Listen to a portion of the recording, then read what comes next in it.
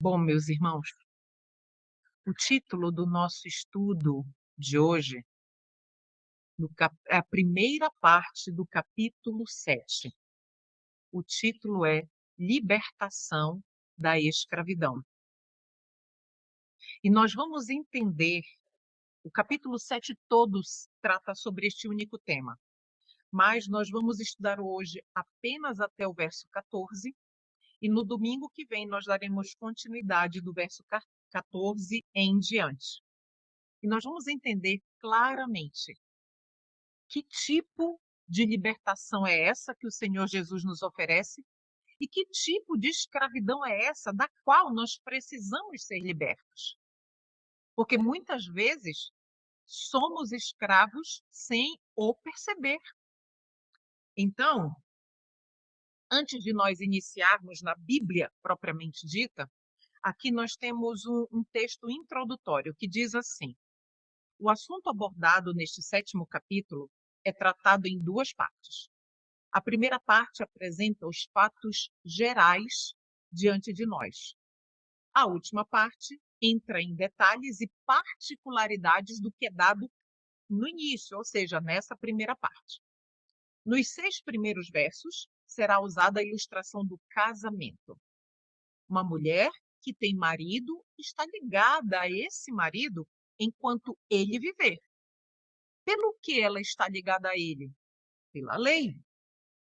É contrário à lei ela ter 2 maridos ao mesmo tempo. Mas se o primeiro marido morrer, a mesma lei permitirá que ela se case com outro homem. Então, nós precisamos manter essa ilustração do casamento, desta relação matrimonial, em mente durante todo esse estudo. Então, vez por outra, nós vamos voltar a essa ilustração, né? Primeiro marido, ligada ao primeiro marido pela lei, em caso de morte, a lei permite que se ligue ao segundo marido, pela morte. Então, nós vamos entender melhor a esse respeito. Vamos agora para as Sagradas Escrituras, Romanos, capítulo 7. Vamos ler apenas do verso 1 até o verso 3. Paulo diz assim, eu estou lendo, né, na Bíblia Contexto. Paulo diz assim: agora, irmãos. Paulo usa a palavra irmãos. E ele usa essa palavra com propósito, nós vamos já ver. Agora, irmãos, vocês que conhecem a lei, não sabem que ela se aplica apenas enquanto a pessoa vive? Por exemplo, quando uma mulher se casa, a lei a une a seu marido enquanto ele estiver vivo. No entanto, se ele morrer, as leis do casamento já não se aplicarão a essa mulher. Verso 3. Portanto, enquanto o marido estiver vivo, se ela se casar com outro homem, cometerá adultério. Mas, se o marido morrer, ela ficará livre dessa lei e não cometerá adultério ao se casar novamente. Então, vamos ver o comentário de Estudos em Romanos, na página 88, que nos diz o seguinte: observe a classe de pessoas para quem Paulo está escrevendo. Paulo diz assim, eu vou ler esta versão que está aqui, é a versão Almeida. Falo para aqueles que conhecem a lei. Romanos 7:1. Esta epístola de Paulo é dirigida aos professos seguidores de Cristo. Então, essa carta de Paulo, ela é dirigida a mim e a você, que professamos sermos seguidores de Cristo. Na ilustração, embora a lei não permita que a mulher seja unida a 2 maridos ao mesmo tempo, a lei permitirá que ela se una a um segundo esposo ou segundo marido após a morte do primeiro. É a lei que permite e é a lei que a une.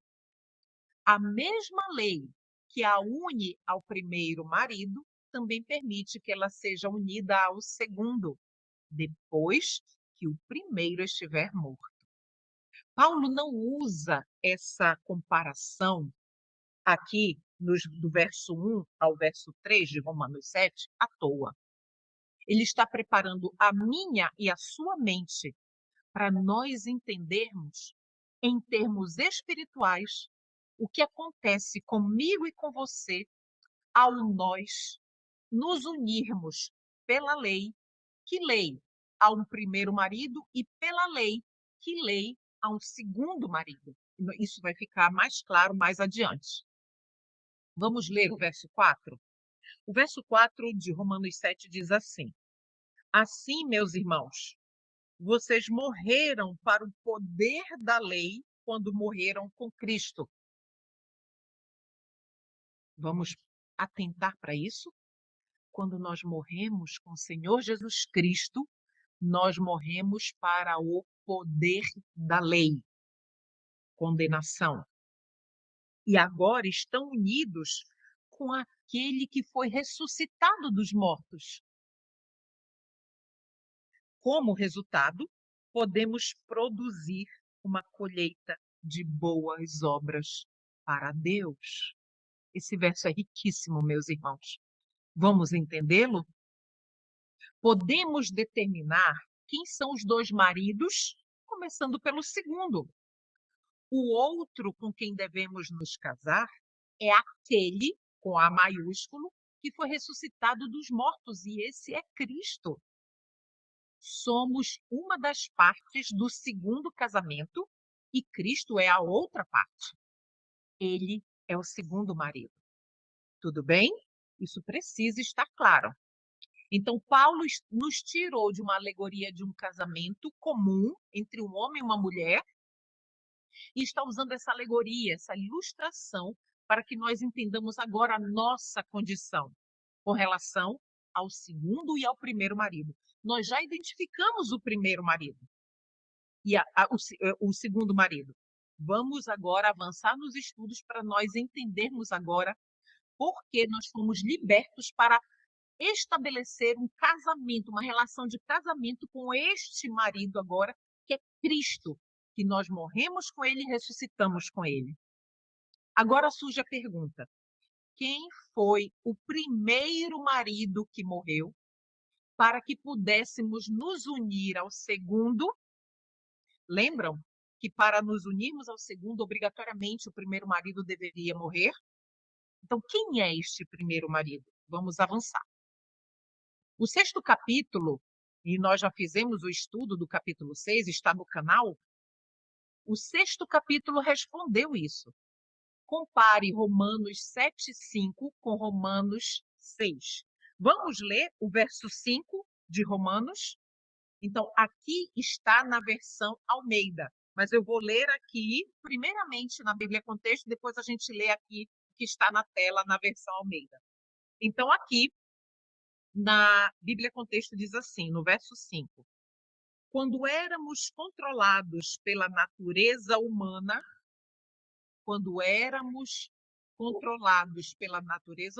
e a natureza humana ela é carnal, desejos pecaminosos atuavam dentro de nós e a lei despertava esses desejos maus que produziam uma colheita de obras pecaminosas cujo resultado era a morte.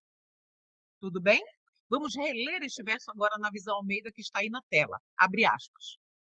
Porque quando estávamos na carne, as paixões dos pecados, que eram pela lei, atuavam em nossos membros para produzir frutos para a morte.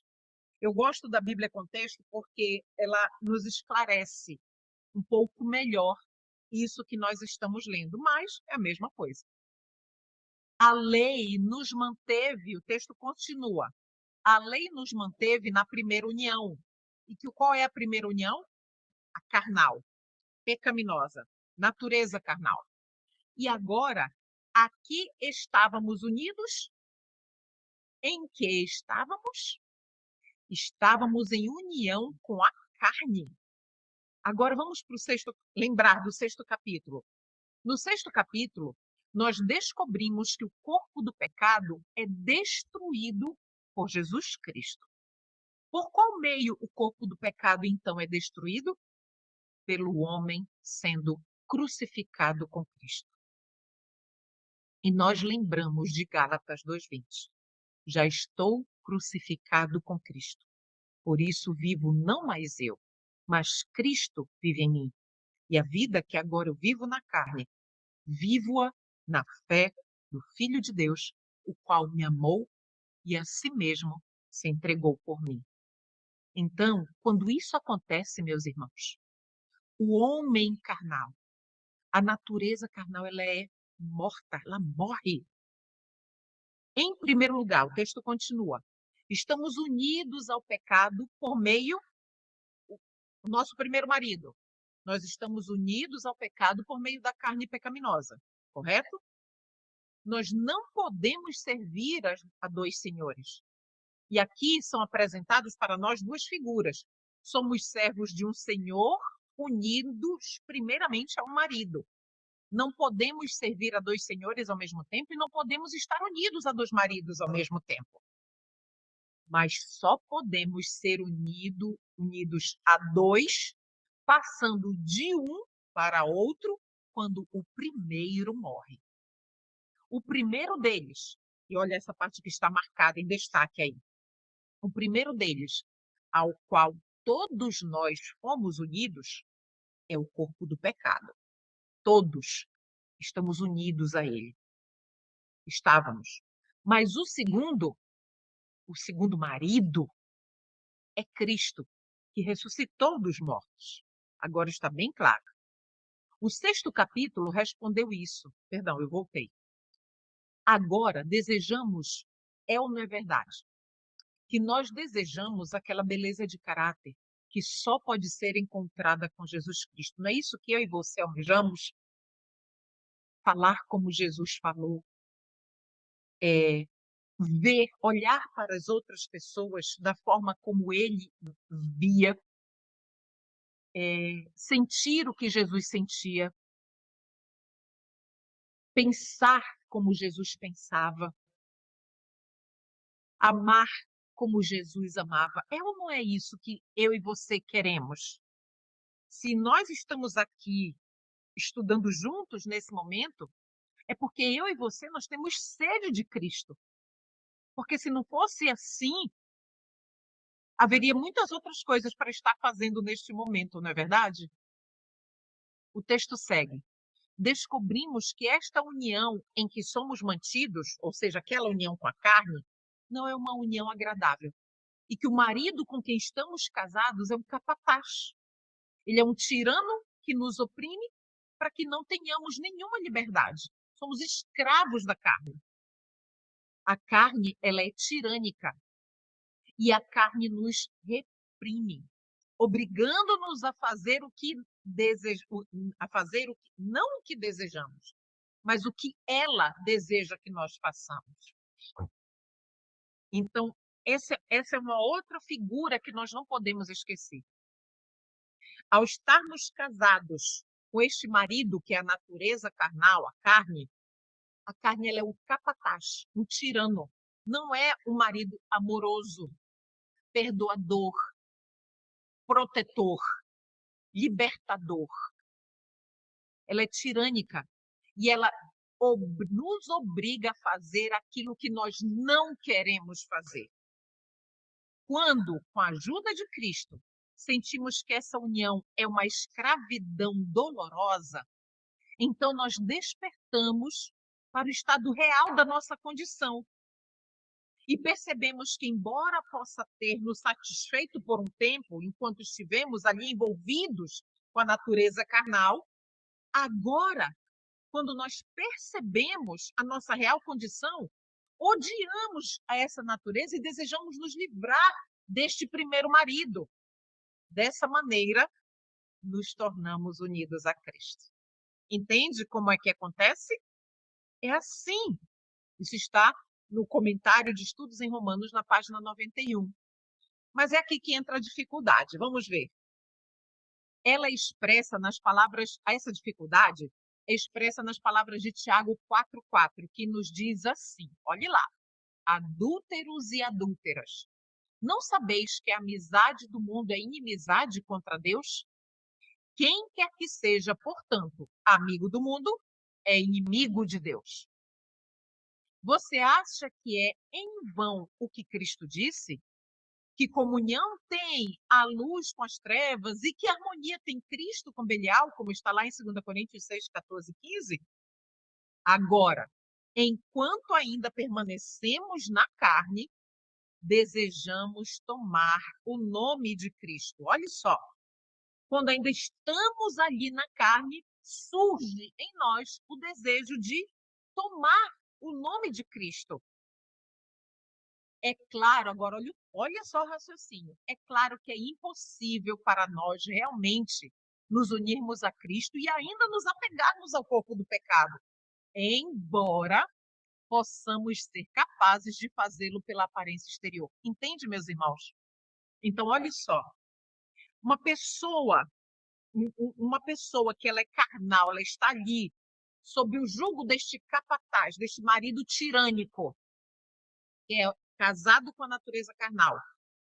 Mesmo em natureza carnal, ao olharmos assim para Cristo, nós vamos olhar, nos encantar com Jesus e desejar tomar o nome de Cristo, viver, ser chamado de cristão. Mas nós podemos ser chamados, assumir o nome de cristão apenas na aparência exterior. E essa é uma capacidade que nós, como seres humanos, temos. Não podemos realmente estar unidos a Cristo e ao mundo ao mesmo tempo. Não podemos ter Cristo como nosso marido e, ao mesmo tempo, estar vivendo com o mundo. É impossível.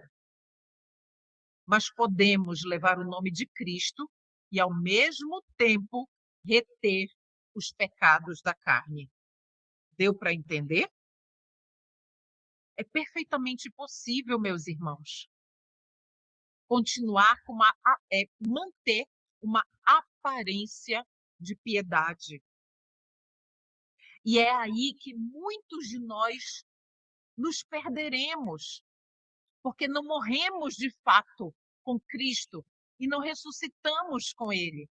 Ainda estamos casados com o primeiro marido, querendo assumir o segundo. O texto continua. Mas a lei não justifica uma pessoa que faz isso, que toma o nome de um homem e ao mesmo tempo vive com outro. A lei de Deus não nos justifica quando tomamos o nome de Cristo, mas vivemos com a carne. Então, não podemos ser declarados justos, perdoados. Lembra nos nossos primeiros estudos? Justiça pela fé é perdão pela fé. Nós não podemos ser elevados, perdoados e elevados ao patamar de realmente sermos genuínos cristãos, perdoados e remidos por Cristo, se ainda acariciamos pecados, se ainda nos recusamos a nos separar daquilo que realmente nos escraviza. Vamos ler Romanos 7,6? Agora, porém, fomos libertos da lei, pois morremos para ela e já não estamos presos ao seu poder. Podemos servir a Deus não da maneira antiga. Nós vamos já entender o que é essa maneira antiga. Obedecendo à letra da lei, mas da maneira nova, vivendo no Espírito. E vamos entender o que é isso também. Meus irmãos, na página 92 do livro Estudos em Romanos, e mais uma vez eu recomendo fortemente este livro, porque aqui não está o capítulo 7 todo, aqui só está trechos que eu selecionei, mas você precisa ler as minúcias, ter contato com todo o conteúdo. Então vamos lá. Cristo foi colocado diante de nós e vemos que não podemos estar unidos a Cristo e ao corpo do pecado ao mesmo tempo. Tudo bem. Então dizemos que abandonaremos aquele primeiro marido, o corpo do pecado, e nos tornaremos unidos a Cristo. Muito bem. Cristo vem a nós e propõe uma união conosco. Isso é legítimo. Por quê? Porque ele é o único que realmente tem qualquer direito sobre nós. E, portanto, enquanto estamos vivendo nesta conexão vil com o corpo do pecado, ele pode legalmente vir a nós e rogar que nos unamos a ele. Mas aqui estamos nós, unidos a este corpo de pecado, e a lei não nos justificará para nos unirmos a Cristo, até que esse corpo de pecado esteja morto. Vamos ler Colossenses 3, verso 5. Você pode abrir a sua Bíblia, por gentileza, em Colossenses, só a primeira parte. Colossenses 3, verso 5. Deixa eu achar aqui aonde eu anotei. Aqui. Colossenses 3, verso 5, nos diz assim. Isso é muito importante para nós associarmos com o que nós acabamos de ler. Portanto, façam morrer. Não está dizendo que Cristo vai fazer morrer, que Deus ou o Espírito Santo vai fazer morrer. Aqui, a pena de Paulo está nos dizendo, falando conosco, que estamos lendo a palavra. Ele diz, portanto, você, Cleuma, faça morrer as coisas pecaminosas e terrenas que está dentro de você. Então, Paulo está nos dizendo, inspirado pelo Espírito Santo, Paulo está dizendo que somos nós que devemos fazer a nossa natureza carnal morrer. Tudo bem? Então, é neste momento em que nós decidimos não mais viver nesta conexão vil com a natureza carnal, é neste momento que nós somos justificados, porque nós nos unimos a Cristo. Observe novamente o que está implícito na figura do casamento. Quando duas pessoas são unidas em casamento, elas se tornam uma só carne. E isso é um mistério. Paulo diz o seguinte: por isso deixará o homem pai e mãe e se unirá à sua mulher, e serão os dois uma só carne. Este é um grande mistério, mas eu falo a respeito de Cristo e a igreja. Efésios 5, 31 e 32. Então, Paulo está mais uma vez usando a alegoria do casamento para falar de Cristo e nós, igreja, é povo. Muito bem. Esse é o pensamento que temos diante de nós nessa figura do casamento. Pois nós dois, nós mesmos e a carne, estamos tão completamente unidos que não somos mais dois, mas uma só carne, e nossa vida é uma só. É ou não é verdade? Nós adquirimos hábitos, costumes perniciosos das práticas vis que nós tivemos no decorrer da nossa vida. E chega um ponto que nós pensamos e dizemos assim, eu não sei se eu consigo viver sem fazer isso, sem fazer tal coisa, não é? Faça uma retrospectiva de sua vida agora e veja se há algum momento em que você pôde perceber que a sua vida foi separada do pecado. Nós temos apenas uma vida, e essa tem sido uma vida de pecado. Portanto, nós estivemos tão intimamente unidos ao pecado que só houve uma vida entre nós. Nós dois temos sido uma só carne, nós e a vida de pecado. Então, a única maneira pela qual podemos nos livrar deste corpo de pecado, que é um só conosco, é morrer também. É assim que o apóstolo diz, que morremos para a lei pelo corpo de Cristo. Quando esta união, quando o corpo do pecado morre, o eu pecaminoso, maligno, o eu egoísta e mau, morre também. Pois essa união com a carne era realmente ilegal. E a lei tinha uma reclamação contra nós por conta dessa união. Queridos, nunca esteve nos planos que nós nos apartássemos do nosso marido legítimo. Era para nós termos vida eterna. Nunca a morte, que é o maior inimigo, o último inimigo que vai ser derrotado, a morte nunca deveria entrar na nossa história, na história da humanidade. Nunca, jamais. Mas mesmo assim, o Senhor Deus está nos dizendo que pelo fato de nós estarmos em uma só carne, com a nossa natureza carnal, já que ela precisa morrer, nós precisamos morrer junto com ela, não é? A lei nos condenará à morte por essa união. Se estamos mortos em Cristo, o corpo do pecado também morre. Em Romanos 6,6, que foi o nosso estudo do nosso último estudo, diz assim: nosso velho homem está crucificado com ele, para que o corpo do pecado seja destruído. Cristo, em sua própria carne, carregou nossos pecados em seu corpo no madeiro. Ele leva nossos pecados para que sejam crucificados com ele, para que o corpo do pecado seja destruído. Nós consentimos em morrer. Queridos, precisamos decidir. Nós precisamos consentir em morrer. Quando isso acontece, nós reconhecemos que nossa vida está perdida diante da lei e que a lei tem direito sobre nós. Então, nós voluntariamente entregamos nossas vidas para que este odiado corpo de pecado possa morrer. Detestamos tanto a união com este corpo de pecado que estamos dispostos a morrer para que ele também morra. Entende como acontece? Isso está na página 94 de Estudos em Romanos.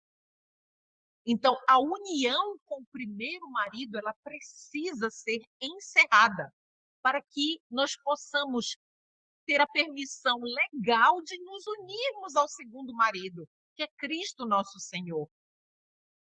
E para que a morte desta natureza ocorra, nós precisamos decidir morrer. De sorte que fomos sepultados com ele, com Cristo, pelo batismo na morte, para que, como Cristo foi ressuscitado dentre os mortos pela glória do Pai, assim andemos nós também em novidade de vida. Eu vou dar uma pausa bem aqui. Eu não havia planejado falar isso, mas, queridos, se você é um obreiro bíblico, se você dá estudos bíblicos, eu tenho sido obreira bíblica já há alguns bons anos, professora de Bíblia, né? A nossa responsabilidade como professores de Bíblia, ela é tremenda. Essas verdades que nós estamos aprendendo aqui no livro de Romanos, elas precisam fazer parte do nosso estudo bíblico. Se você usa o livro, aquele livreto, Ouvindo a Voz de Deus, os seus estudos bíblicos, eles não podem mais ser limitados àquele livreto. Os seus estudos bíblicos precisam conter o estudo de Romanos, para que as pessoas, os candidatos ao batismo, eles realmente tomem uma decisão que envolve fé e que envolve amor a Jesus Cristo, e não uma decisão legalista. Muitos dos estudos bíblicos, muitos não, todos os estudos bíblicos que eu dei há muitos anos atrás foram estudos bíblicos extremamente legalistas, desprovidos de Cristo. Eu ensinava doutrinas, dízimo, saúde, sobre a morte, sobre o juízo, sobre o milênio, sobre a segunda vinda de Cristo. Fatos, informações bíblicas totalmente desprovidas do amor de Cristo, da transformação do caráter que somente Cristo pode fazer a partir do momento em que eu reconheço que deste jeito eu não posso permanecer e que o batismo o batismo ele vai adquirir um significado totalmente novo. Nós precisamos ensinar os candidatos ao batismo a lutar pelo poder do Espírito, com o poder do Espírito Santo, lutar para ser vitoriosos contra todas as tendências para o mal, as nossas concupiscências. E não achar que é normal que nós vamos pecar até Jesus voltar. Esse é um outro ponto que nós precisamos deixar muito claro nos nossos estudos bíblicos. Porque, do contrário, queridos, nós estamos criando, instruindo, não educando, instruindo pessoas para a perdição, porque não há raiz de amor e de perdão no estudo legalista. Então, eu deixo aqui um apelo. Nos seus próximos estudos bíblicos, estudem. Não permita que o seu candidato ao batismo dessas águas sem o estudo do livro de Romanos. Entende, meus irmãos? Vamos continuar aqui. Portanto, depois de Romanos 6,4, portanto, assim como morremos com Cristo, também somos ressuscitados com Cristo. Mas Cristo não é ministro do pecado. Então, embora ele crucifique o corpo do pecado, ele não ressuscitará este corpo do pecado novamente. E o que Cristo faz? Ele destrói o corpo do pecado. Glória a Jesus. Assim nos erguemos em completa união com Cristo. Glória a Deus. Para que de agora em diante produzamos frutos para Deus. É uma vida transformada. A carne está morta. Nós precisamos, irmãos, chegar ao ponto de odiar o pecado com ódio perfeito, que era o mesmo ódio que Cristo tinha pelo pecado, não pelo pecador. Precisamos odiar os pecados que causaram os sofrimentos e que causam os sofrimentos do Filho de Deus, o meu e o seu, Jesus. Mas agora, tendo sido libertados da lei, tendo morrido para aquilo em que estávamos retidos, é o que diz Romanos 7,6. Mas agora, olha o que diz aqui. Agora, porém, fomos libertos da lei, pois morremos para ela, e já não estamos presos pelo seu poder. Aí vem a pergunta: o que está morto? O corpo do pecado. Foi porque estávamos unidos a esse corpo de pecado que a lei tinha algo contra nós. Concordam? Percebamos então, Deus não tem ódio de nós. Deus não deseja nos punir. Mas o Senhor Deus não pode suportar o pecado. Queridos, vamos construir agora um raciocínio junto com o Egoner aqui na página 94. Entende? Primeiro, guarda isso. Deus não nos odeia. O Senhor Deus não quer nos punir, nos castigar. Mas tem um porém. O Senhor Deus não pode suportar o pecado. A lei do Senhor condena o pecado. E visto que quando nós nos identificamos com o pecado, de modo que éramos um com ele, ao condenar o pecado, o Senhor Deus necessariamente nos condenou, porque nós estávamos em união com o pecado. Lembra que quando o marido está unido à esposa, eles são uma só carne? E enquanto vivêssemos uma vida de pecado, essa condenação necessariamente repousaria sobre nós. Não é difícil de entender. Mas, como já mostramos, temos a opção de decidir quando morreremos para o pecado.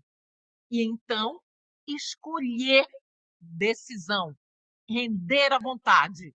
E então, escolher entregar voluntariamente nossas vidas a Jesus, enquanto podemos ter sua vida, a vida dele, em troca da nossa vida de pecado. Queridos, quando essa decisão ocorre, neste momento eu e você somos justificados. Justificados por Deus. E ele não vê mais as folhas de figueira da nossa justiça própria, porque elas já foram. Ele vê Jesus em nós. Entende o que acontece de maravilhoso quando nós rendemos a nossa vontade? Quando nós decidimos viver a vida de Jesus? Quando nossas vidas foram entregues à lei, a reivindicação que a lei tinha contra nós é satisfeita, porque agora, o corpo do pecado estando morto, somos libertos da lei. Assim como a mulher cujo marido está morto, está livre da lei de seu marido para que ela possa se unir a outro marido. Mas a mesma lei que aprendeu ao primeiro marido é a lei que une ela ao segundo. Assim é também neste caso, em termos espirituais. A mesma lei que nos ligou ao corpo do pecado agora dá testemunho de nossa união com Cristo. Isso está lá registrado em Romanos 3:21. Essa lei perfeita testemunha a união com Cristo e a justifica. Está perdoado. Eu estou plenamente, a lei diz, estou plenamente satisfeita com esta união. Enquanto permanecermos em Cristo, muita atenção agora, meus irmãos, e enquanto permanecermos em Cristo, isso nos justifica nessa união, mostrando que a união com Cristo está em conformidade com a lei. E nós somos aceitos no amado. Deus nos aceita como sendo seu próprio Filho Jesus. E o poder de Cristo é capaz de nos manter nessa união. Você diz amém? Amém, meus irmãos. Amém, amém. Cristo tem o poder de nos manter unidos a Ele.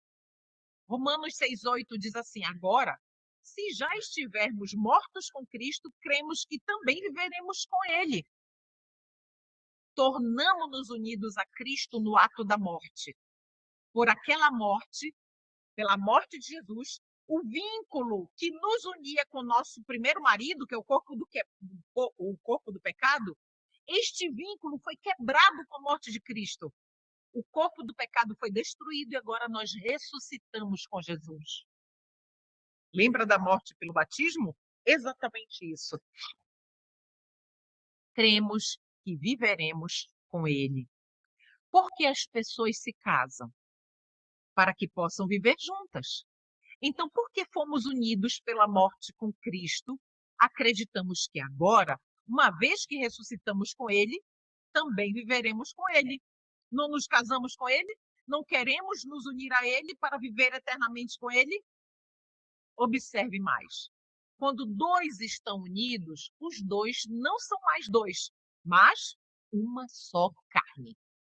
Somos seus, somos de Cristo. Cristo e eu somos um e, portanto, juntos formamos um novo homem. Agora, quem é esse homem que nós formamos juntos? Esse é Cristo. Você entende? Queridos, é por isso que é importante eu e você lendo juntos, porque é impossível traçar tudo isso aqui só uma pessoa falando. Este homem aqui, ele foi inspirado por Deus para poder nos traçar esse raciocínio de como Cristo, como nós vivemos com Cristo, como Cristo vive em nós. Entende? E a vida que agora vivo na carne, vivo-a na fé do Filho de Deus. Colossenses 2:20, lembra? Gálatas 2, verso 20. Esse homem que é formado em nós. Quem é esse novo homem que é formado nessa união de nós com Jesus? É um homem apenas nessa união. É Cristo. A cleuma se perde. Não se vê mais Jesus e separado da cleuma. É um só. Entende? Agora, queridos, essa pergunta é importantíssima. Duas perguntas em uma, na verdade. Como o mundo pode saber disso que nós estamos estudando aqui, lendo e compreendendo? O mundo pode saber, através da Bíblia, disso tudo que nós estamos conversando aqui? Não. Sabe por quê? Porque o mundo não lê a Bíblia. O mundo saberá por meio de nós. Pois Deus nos colocou no mundo como a luz do mundo. Nós somos a Bíblia, meus irmãos, que muitos aí fora vão ler. É por isso que essa união nossa com Cristo, as pessoas, ao olharem para nós, elas precisam ver um único homem, Cristo. A Bíblia é uma luz e uma lâmpada. mas não para aqueles que não a aceitam. Tomamos a palavra de Cristo, alimentamos-nos dela em espírito e introduzimos Cristo em nossos corações e assim efetuamos a união. E então a luz brilha para o mundo e o mundo sabe que Cristo foi enviado como um Salvador divino. Entende? Está aqui a fórmula, bonitinho.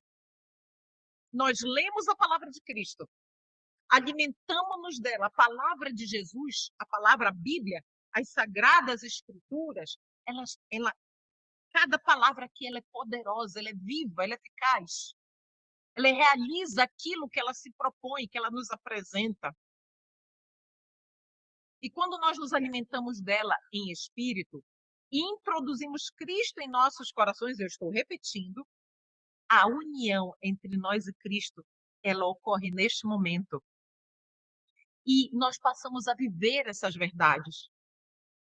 E isso se transforma no meu e no seu estilo de vida, de forma muito natural. E é isso que vai brilhar para o mundo. É dessa forma que o mundo vai saber que Cristo foi enviado como um Salvador divino por meu e pelo seu intermédio. Vamos ler Romanos. Nós paramos no verso 6. Nós vamos ler agora do verso 7 até o verso 14, tá bom? Vamos lá.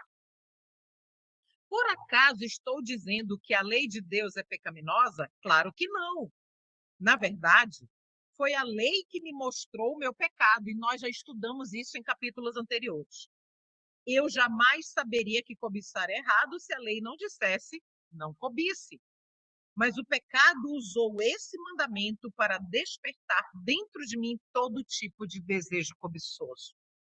Se não houvesse lei, o pecado não teria esse poder. Houve um tempo, verso 9, em que eu vivia sem a lei. No entanto, quando tomei conhecimento do mandamento, o pecado ganhou vida. Eu pude detectar o que é pecado. Muito bem, verso 10. E eu morri. Assim descobri que os mandamentos da lei, que deveriam trazer vida, trouxeram, em vez disso, morte. Tudo bem? Já estudamos sobre isso. Verso 11. O pecado se aproveitou desses mandamentos e me enganou e fez uso deles para me matar, para me manter escravizado no corpo de pecado. Verso 12. Isso, porém, só demonstra que a lei em si é santa. E santos, justos e bons são seus mandamentos. Nós sabemos que os mandamentos são um reflexo do caráter do Senhor. E se nós não estamos ali, se a nossa vida não está em harmonia com aquilo, é porque nós ainda estamos vivendo de forma carnal, unidos ao primeiro marido. Vamos ao verso 13. Mas então a lei que é boa foi responsável pela minha morte? Claro que não. O pecado usou o que era bom para me condenar à morte. Vemos com isso como o pecado é terrível, usando os bons mandamentos de Deus para seus próprios fins perversos. E o verso 14. O problema não está na lei, pois ela é espiritual e boa. O problema está em mim, pois sou humano, escravo do pecado. Quando ele diz sou humano, ou seja, sou carnal, escravo do pecado.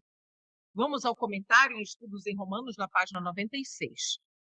Paulo já viveu em segurança carnal, servindo a Deus, do modo como ele pensava. Né? Lembra quando ele era Saulo? Mas quando o mandamento veio, o pecado abundou e ele morreu.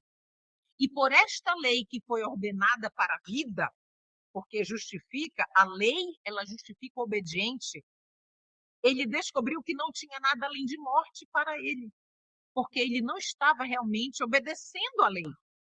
É por isso que ele diz, a lei é santa e o mandamento santo, justo e bom.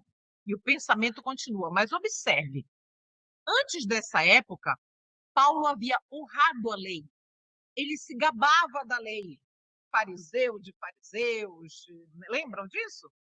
E, portanto, ele escreve para aqueles que conhecem a lei. É por isso que no início ele fala, agora, irmãos, vocês que conhecem a lei, né? Então, Ele escreve para aqueles que conhecem a lei, para aqueles que têm se esforçado, ou eu, com todas as próprias forças, para guardar a lei. Ah, meus irmãos, como isso tudo é vão. E, no entanto, são eles que devem ser libertos da lei. Por quê? Porque enquanto se gloriavam na lei, ao transgredi-la, desonraram a lei. Queridos, nós já estudamos isso também. É impossível para mim e para você guardarmos a lei pelas nossas próprias forças. Podemos, no máximo, reconhecer que estamos em falta com a lei de Deus. Mas somente Cristo pode obedecer de forma perfeita. E somente uma vida rendida a Cristo, unida ao segundo marido, de forma que Deus só vê a Cristo. É somente uma vida assim que pode obedecer à lei. Vamos continuar. No entanto, ainda obedeceremos, mas como?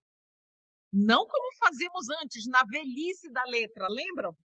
Na letra da lei. Ou seja, na velhice da letra, naquela interpretação superficial, tosca, farisaica, mas em novidade de espírito.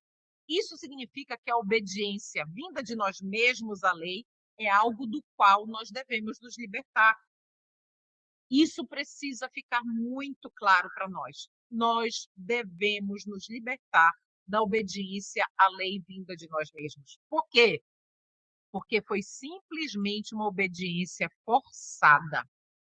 Foi simplesmente na velhice da letra.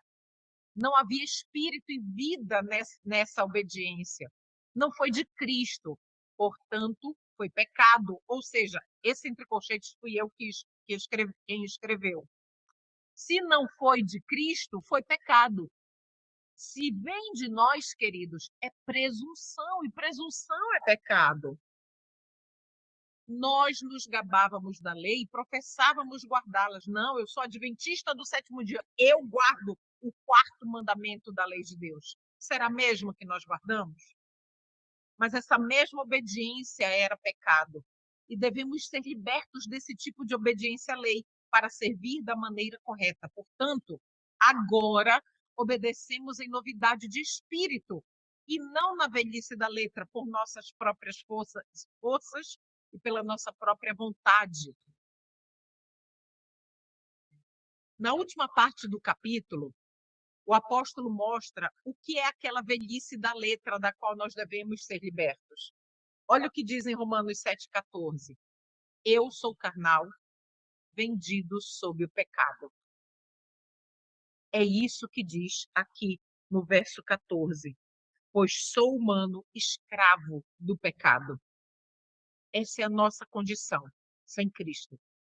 Fazemos grande violência, queridos.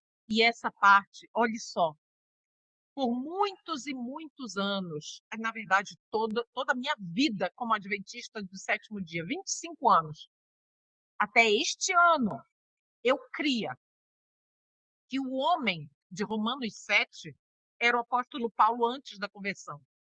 E nós somos ensinados, assim que nós somos ensinados. Mas vamos raciocinar, isso vai ficar mais claro no domingo que vem. Esse aqui, se eu não me engano, é o nosso último slide. Mas eu gostaria de deixar os irmãos com este pensamento final. Fazemos grande violência ao apóstolo Paulo, aquele homem santo, quando dizemos que nisso, tudo que nós estamos lendo, bem aqui, ó, eu sou carnal vendido sob o pecado. Quando dizemos que nisso ele está relatando sua própria experiência cristã. Ele não está escrevendo sua própria experiência agora que ele está unido a Cristo. Entende, queridos? Perdão. O homem que está escrevendo isso em Romanos para nós é um homem santo de Deus em Cristo Jesus, totalmente transformado.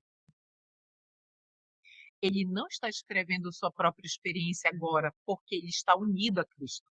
Ele está escrevendo a experiência daqueles que obedecem, mas na velhice da letra. E enquanto professam servir a Deus, enquanto estão aqui com o marido, são carnais e vendidos sob o pecado.